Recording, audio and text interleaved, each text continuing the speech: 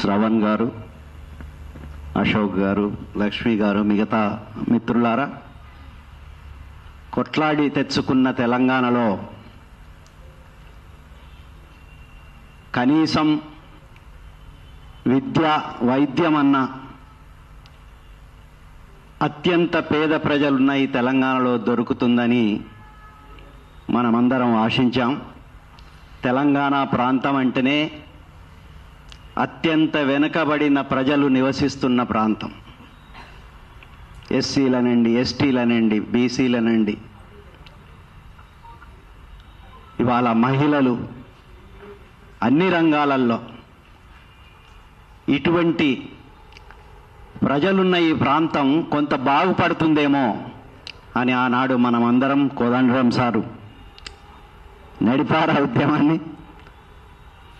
కానీ మన ఆశలు అడియాశలు అయినాయి. అటు తెలంగాణ వచ్చిన తర్వాత విద్యారంగం ఇంకా విధ్వంసం అయిపోయింది తప్ప ఇంకా మెరుగుపడలేదనేది ఇంతకు ముందు వక్తలందరూ చెప్పిన విషయాలను బట్టి మనకు తెలుస్తున్నది. నేను వీటన్నిటిని రిపీట్ చేయకుండా ఒక 2-3 విషయాలు మాట్లాడి ముగిస్తాను. ఒకటి, తెలంగాణ ఇవాళ ప్రతి దానిలో ముందున్నది రైజింగ్ తెలంగాణ అని మొన్న మీటింగ్ పెట్టుకున్నారు. యాక్చువల్గా it is a falling Telangana. There is nothing rising in Telangana. ఎందుకంటే గ్రోత్ రేటు మా గ్రాస్ స్టేట్ డొమెస్టిక్ ప్రోడక్ట్ పెరిగింది, గ్రోత్ రేటు పెరుగుతుంది, కానీ విద్యపై పెట్టే ఖర్చు తగ్గుతుంది. ఏమన్నంటే మాది చాలా పర్ క్యాపిటల్ ఇన్కమ్ చాలా ఎక్కువ ఉంది మాది తెలంగాణలో అని పాలకులు చెప్పుకుంటూనే పోతున్నారు. కానీ విద్యకు మాత్రం పెట్టే ఖర్చు తగ్గుతూ వస్తుంది. తెలంగాణ వచ్చేటప్పుడు 2014లో ఇందులో రాసినట్టు 11% ఉన్న బడ్జెట్ ఇవాళ 7.5% ఉన్నదంటే ఈ రాష్ట్రాన్ని ఏలిన పాలకులు ఎంత విధ్వంసం చేశారో అనేది మనం గుర్తించుకోవాల్సిన అవసరం ఉన్నది. కాబట్టి మిత్రులారా, ఎప్పుడైతే బడ్జెట్ తగ్గిందో, సరే టీఆర్ఎస్ పాలనలో తగ్గింది, అప్పుడు మీటింగులు పెట్టినాం. కాంగ్రెస్ పాలన తగ్గుతుంది, ఇప్పుడు మీటింగులు పెడుతున్నాం. అయితే దీనికి భాగ్యలక్ష్మి గారు ఒక బలం. ఇప్పుడు కనుక మీరు కేటాయించకపోతే ధర్నాలు చేస్తాము ఊళ్ళల్లో. ఇక్కడే కాదుగా, ఏది ఇక్కడ ఓకే మీటింగులు పెట్టుకుంటున్నాం, కానీ ఈ మీటింగులు జరగవలసింది గ్రామాలలో, మండలాలలో. అటువంటి చేస్తామని మనం అందరం, ఇప్పుడు ఎలక్షన్లు కూడా ఉన్నాయి కాబట్టి అప్పుడప్పుడు ఈ పాలక పార్టీలు ఎలక్షన్లకు వింటాయి అప్పుడప్పుడు. కాబట్టి ఎలక్షన్ల టైంలోనే మీరు మీ గ్రామాలలో మీటింగులు పెట్టి ఎంత వీళ్ళు విధ్వంసం చేశారో చెప్పవలసిన అవసరం ఉంది. ఈ 20% డిమాండ్ చేయవలసిన అవసరం ఉన్నది. ఒకటే విషయం నేను చెప్పదలుచుకున్నా, తెలంగాణ ఎంత తక్కువ బడ్జెట్ కేటాయిస్తుందంటే భారతదేశంలో ఏ రాష్ట్రం కేటాయించలేదు. ఇంతకన్నా దారుణం ఉంటుందా అండి? అసలు ఏ రాష్ట్రం తీసుకున్నా కూడా మనం పోయి ఉత్తరాది రాష్ట్రాలు, బీమారు రాష్ట్రాలని అప్పుడప్పుడు ఈ ఆర్థికవేత్తలు మాట్లాడుతూ ఉంటారు. బీమారు రాష్ట్రాలలో రాజస్థాన్లో, మధ్యప్రదేశ్లో, బీహార్లో 18% ఇస్తున్నారు. మన దగ్గర 7%, 7.3%. అంటే మరి బీమారు రాష్ట్రాలకు బయటపడ్డాయి, మరి తెలంగాణకి ఏమైనా బీమారు వచ్చిందా తెలియదు. మరి బీమారు వచ్చింది, అందుకోసమే ఇవాళ ఇంత తక్కువ బడ్జెట్ కేటాయిస్తున్నారు. సరే పోనీ ఆ రాష్ట్రాలు ఇడిచిపెట్టినాయి, పక్క రాష్ట్రాలతోనన్నా అప్పుడప్పుడు రేవంత్ రెడ్డి అంటే పక్క రాష్ట్రాలతో పోటీ కాదు మాకు. ఎందుకంటే ఎందుకు పోటీ కాదంటే పక్క రాష్ట్రాలు ఎక్కువ ఇస్తున్నాయి విద్యకు. ఇవాళ తమిళనాడు 13%, కర్ణాటక 13%, కేరళ 15%. ఈవెన్ మనం ఆంధ్రప్రదేశ్ మనం తిట్టి తెలంగాణ తెచ్చుకున్న ఆంధ్రప్రదేశ్ వాళ్ళు కూడా 12.7% ఇస్తున్నారంటే ఇంతకన్నా సిగ్గు ఏమైనా విషయం ఉంటుందా అండి? అంటే అటు ఆ రాష్ట్రాలు కంపేర్ చేసుకున్నా అంతే, ఈ రాష్ట్రాలతో కంపేర్ చేసుకున్నా అంతే. దేశ సగటున సరే పోనీ సగటు అన్న ఇస్తారా అని అంటే సరే మనం అందరం పోయినాం, వాళ్ళు మేనిఫెస్టోలో పెట్టారు దేశ సగటు 15%. 15% కనీసం రాసుకుంటారు. మనం 20% అడిగినాం, 30% అడిగినాం, సరే 15%. వాళ్ళ మేనిఫెస్టోలో వాళ్ళకే నమ్మకం లేదు, వాళ్ళ మేనిఫెస్టోలను వాళ్ళే ఉల్లంఘించుకుంటున్నారు. అంటే ఎంత ద్రోహం అంటే, మీరు మాట్లాడిన మాటల మీద విశ్వాసం ఉండదు, మీరు రాసిన రాతల మీద ఉండదు, మరి దేని మీద ఉంచాలిగా? ఎప్పుడైతే ఈ బడ్జెట్ తగ్గిపోతుందో ప్రభుత్వ పాఠశాలలో పిల్లలు తగ్గిపోతున్నారు. మిత్రులారా, చాలా సీరియస్ విషయం ఏంటంటే, ఇవాళ అప్పుడప్పుడు మనకు పాలకవర్గ పార్టీల నుంచే చెప్తారు, సుఖేందర్ రెడ్డి, గుత్తా సుఖేందర్ రెడ్డి మండలిలో మాట్లాడుతూ, సరే ఆయన ఊళ్ళో కూడా గదులు లేవట. అంటే పరిస్థితి అట్లుంది. ఆయన మాట్లాడుకుంటూ, మా ఊళ్ళో కూడా గదులు లేవండి, చలికాలంలో కింద కూర్చుంటున్నారు అని ఆయనే అందరికి రాసిన ఉత్తరాలు, యోగితారా నాకు రాసిన, ముఖ్యమంత్రికి కూడా చెప్పినా ఇంతవరకు డబ్బులు వస్తలేవని అన్నాడు.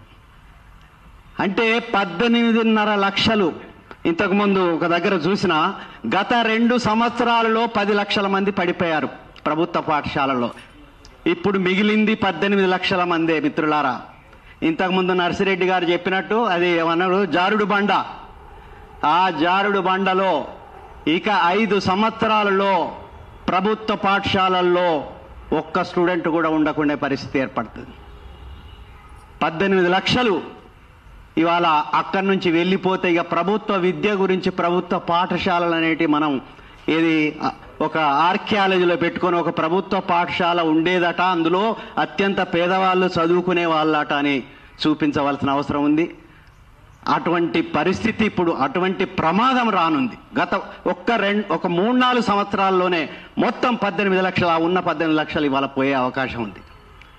కాబట్టి ఇటువంటి ప్రమాదాన్ని మనం గుర్తించాలి. ఇంకో 2 ఏంటంటే, వాళ్ళు అప్పుడప్పుడు ఏమంటారంటే టీచర్ పీపుల్ రేషియో, ఈ విద్యాశాఖ అధికారులు ఉంటారు, అంటే రాష్ట్రం మొత్తం మీద తీసుకొని, ఏం సార్ మేము అడిగినప్పుడు ఒక్క టీచర్కు 18 మందే ఉన్నారు, మీరు ఇంకా టీచర్లు కావాలంటున్నారు. అంటే విద్యాశాఖ అధికారులకు ఈ మాత్రం తెలియదా? ఒక స్కూలుకు పోయి టీచర్లు ఉన్నారా లేదా అని చూసే అంత జ్ఞానం లేదా విద్యాశాఖ అధికారులకు? 1:18 పాఠశాలలో ఉండాలి, స్టేట్లో కాదు. ఇవాళ సైన్స్ టీచర్లు లేని ఉన్నాయి, మ్యాథ్స్ టీచర్లు లేని ఉన్నాయి, తెలుగు టీచర్లు లేని స్కూళ్ళు ఉన్నాయి. అక్కడికి పోయి చూడాలి, అక్కడ 1:18 ఉందా లేదా అనేది చేయకుండా. ఎందుకంటే వాళ్ళకి ఇంట్రెస్ట్ లేదు, ఎందుకంటే వాళ్ళ పిల్లలు లేరు అక్కడ. ఎవరో పిల్లలు, ఎవరో దళితులు, ఆదివాసులు చదువు వస్తేంది రాకుంటేందని ఒక దుర్మార్గమైన ఆలోచనలతో విద్యాశాఖ వాళ్ళు ఏం చేసిందంటే, 60 మంది విద్యార్థులున్నా కూడా మేము 2 టీచర్లు ఇస్తామంటున్నారు. 60 మంది విద్యార్థులున్న స్కూళ్ళు ఈ రాష్ట్రంలో 15,000 ఉన్నాయి. అంటే 15,000 వచ్చే 2-3 సంవత్సరాల్లో మూతపడతాయి. ఏం అడుగుతున్నాం? కనీసం సరే ప్రతి తరగతి, అప్పుడప్పుడు మమ్మల్ని ఏమంటున్నారంటే 20 ఉన్నా కూడా 5 టీచర్లు ఇవ్వాలన్నా సార్, ఇంతమందికి ఇంత జీతాలు ఖర్చు పెట్టాలా? సరే 20 ఉన్నా 5 టీచర్లు ఇయ్యకు, నీ జీవో ప్రకారమే 10 మంది విద్యార్థులు ఉంటే 1 టీచర్ అన్నావు. ఆ తర్వాత కనీసం ప్రతి 20 మందికి ఇంకొక టీచర్ని ఇవ్వచ్చు కదా, 30 మందికి ఇంకొక టీచర్ ఇవ్వచ్చు కదా, 2వ టీచరు, 50 మందికి ఇంకో టీచర్ ఇవ్వచ్చు కదా, 70 మందికి ఇంకోటి ఇవ్వచ్చు కదా. అట్లా ఇస్తే కనీసం బతుకుతాయి ఇవి. అది చెయ్యం మేము, 60 మంది ఉంటే తప్ప మేము ఇయ్యము అని ఇట్లా టీచర్ పీపుల్ రేషియో పేరు మీద మోసం చేస్తున్నారు. టీచర్ పీపుల్ రేషియో కాదు, ఒక ఆర్థికవేత్త అమర్త్య సేన్ అన్నట్టు టీచర్ క్లాస్ రూమ్ రేషియో. ప్రతి క్లాస్ రూమ్లో టీచర్ ఉన్నాడా, ప్రతి క్లాసుకు టీచర్ ఉన్నాడా లేడా, ప్రతి సబ్జెక్టు టీచర్ ఉన్నాడా లేదా, అలా గమనించాలి తప్ప. ఎందుకంటే వీళ్ళకు ఎలాగూ చదువు విద్య ఇవ్వాలని లేదు కాబట్టి అటువంటిది ఒకటి తీసుకొస్తున్నారు. ఇంకొక కన్ఫ్యూజన్ ఏం తీసుకొస్తున్నారంటే, విద్యా ఖర్చు కాదు సార్, అన్ని విద్య మీరు ఓన్లీ 7.3% అంటున్నారు ఏంటి? మేము వెల్ఫేర్ ఎక్స్పెండిచర్ పెడుతున్నాం, మేము రెసిడెన్షియల్ స్కూల్స్ పెడుతున్నాం, SC welfare, ST welfare, BC welfare, అది లెక్క కడతలేరు మీరు. మిత్రులారా, అది లెక్క కట్టినా కూడా 9% దాటుంటుంది. 7.5% ఎక్కడ ఉంటే ఇంకా 2% కన్నా ఎక్కువ లేదు. మరి నువ్వు అన్న 15% ఎక్కడ పోయింది? ఎందుకు ఇస్తలేవు? నీ మేనిఫెస్టోని నువ్వే ఎందుకు ఉల్లంఘిస్తున్నావు? అంటే వెల్ఫేర్ ఎక్స్పెండిచర్ కలిపినా కూడా అందుకో మనం అడిగేదంటే అట్లీస్ట్ 15% విద్యా బడ్జెట్, 5% వెల్ఫేర్ బడ్జెట్, 20% అట్లీస్ట్ కనీసం ఇప్పటికన్నా.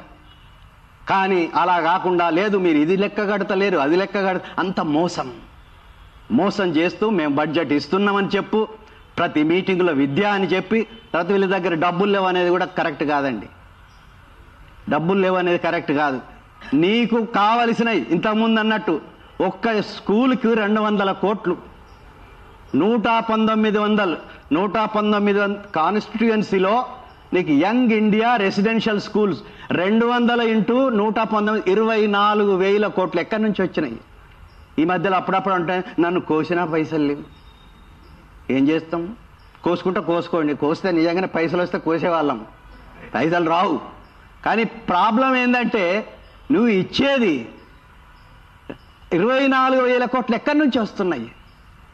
అసలు కొత్త స్కూల్ ఎందుకు పెట్టాలి? 25 ఎకరాలు ఎందుకు కొనాలి? రియల్ ఎస్టేట్ బిజినెస్ కోసం ఇవాళ బిజినెస్ అంటే అన్ని బిజినెసే, విద్య బిజినెసే, వైద్యం బిజినెసే, తాగునీరు విద్య అన్ని బిజినెస్లే. కాబట్టి రీజనల్ రింగ్ రోడ్ ఎవరు అడిగండి? మనం ఏమైనా ప్రొటెస్ట్ చేసినావా? నాకు ఇట్లా మీటింగ్ పెట్టినావా? రీజనల్ రింగ్ రోడ్ కావాలని ధర్నాలు చేసినావా? ఎందుకు చేస్తున్నావు రీజనల్ రింగ్ రోడ్? అంత కాంట్రాక్టర్లు డబ్బులు తినడం, దోసుకోవడం. ఎవరు అడిగిండు నేను? ఫోర్త్ సిటీ ఎవరు అడిగిండు నేను? ఫోర్త్ సిటీ పెట్టడం ఏంటి? మళ్ళా ఆడ రియల్ ఎస్టేట్, ఆడ డబ్బులే. రైతుల భూములను కొల్లగొట్టడం, ఆడికి తీసుకెళ్లడం, ఫోర్త్ సిటీ కట్టడం. డబ్బులు లేవు అనేది కరెక్ట్ కాదు. వాళ్ళు మనకు అట్లా చెప్తారు అప్పుడప్పుడు, సార్ అసలే డబ్బులు లేవు సార్. కానీ ఇది నిజమైన వాదనలు కాదు. ఈ వాదనలను మనం తిప్పికొట్టాలి. టీచర్ పీపుల్ రేషియో కానీ, లేకపోతే డబ్బులు లేవు అనడం కానీ, లేకపోతే మౌలిక వసతులకు సంబంధించి కానీ, లేకపోతే యంగ్ ఇండియా రెసిడెన్షియల్ స్కూల్స్ పేరు మీద మళ్ళొక దాన్ని తీసుకొచ్చి ఉన్నాయి మూసేయటానికే చేస్తున్నారు తప్ప వేరే లేదని నేను భావిస్తూ, ఈ డిమాండు చాలా ఆర్గనైజేషన్స్ ఒప్పుకునే డిమాండ్ ఇది. కాబట్టి దీని మీద ఇనిషియేటివ్ తీసుకొని ఒక ఐక్య ఉద్యమం. సరే మనకు ఎన్నెన్న డిఫరెన్స్ ఉండొచ్చు, నేను కామన్ స్కూల్ కావాలని అనొచ్చు, కామన్ స్కూల్ ఇమీడియట్గా అది ఆ డిమాండ్ అందరూ ఒప్పుకోకపోవచ్చు. కానీ 20% అనేది అందరూ ఒప్పుకుంటారు. కాబట్టి మనం సంఘాలన్నీ కలిపి ఒక పెద్ద ఎత్తున దీన్ని ఒక ప్రజా ఉద్యమంగా మార్చినప్పుడు మాత్రమే ఇది సాధ్యమవుతుంది. అందులో మనం కోదండరామ్ సార్ను కూడా అడుగుదాము. ప్రజా ఉద్యమాలలో అనుభవం ఉన్నది కాబట్టి ఒక తెలంగాణ ఉద్యమం లాగా ఈ విద్యా ఉద్యమం ఉంటే తప్ప ఈ తెలంగాణకు అనేది ఇక మనకి చైతన్యమైన తెలంగాణ అని అంటూ ఉంటాం అప్పుడప్పుడు. కానీ ఇవాళ నిజంగా చెప్పాలంటే నాకు అనుబుద్ధి అయితలేదు, కానీ అజ్ఞాన తెలంగాణగా మారిపోతుంది. ఉన్మాద తెలంగాణ, అజ్ఞాన తెలంగాణగా మారిపోతుంది. ఎందుకంటే ఎక్కడికన్నా మనం ఏదన్నా ఎక్కడికన్నా వెళ్తే అందరూ ఇంజనీర్లు, డాక్టర్లు వచ్చి మన మీదకి వచ్చి ఇవాళ అంతా ఏమన్నంటే జై శ్రీరామ్, ఏమన్నంటే మీరు ఎందుకు వచ్చిండ్రు? ఉన్మాద తెలంగాణ. ఇంకొక వైపు ఏమో ఇక ఆ రిపోర్ట్స్ అన్ని వెంకటరెడ్డి సార్ ఫుల్గా చెప్తాడు. 8వ తరగతి చదివే పిల్లలు 2వ తరగతి పుస్తకం చదవలేకపోతే ఇంతకన్నా ఘోరం ఉంటుందండి. కాబట్టి మిత్రులారా, ఇంకెక్కువ మాట్లాడకుండా నాకు ఈ అవకాశం ఇచ్చిన మిత్రులకు ధన్యవాదాలు తెలుపుతూ సెలవు తీసుకుంటున్నాను. Thank you sir. యాక్చువల్లీ ఒక లెక్క